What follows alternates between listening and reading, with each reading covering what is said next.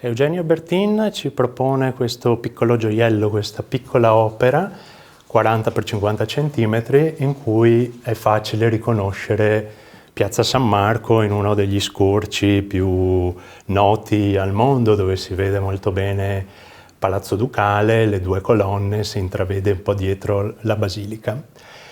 Nonostante sia un soggetto visto e rivisto, Bertin riesce a renderlo originale ed emozionante grazie a un uso veramente sapiente e fortemente riconoscibile del colore.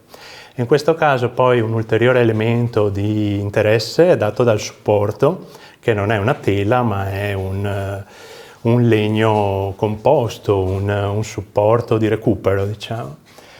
Di scarso valore ma valorizzato appunto dall'intervento dell'artista.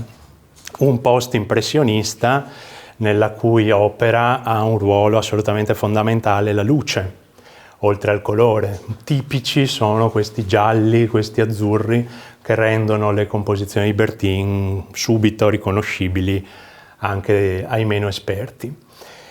Questa luce porta anche questa componente quasi di sacralità, di misticismo, che è anche una variabile molto importante nell'arte di questo grande artista.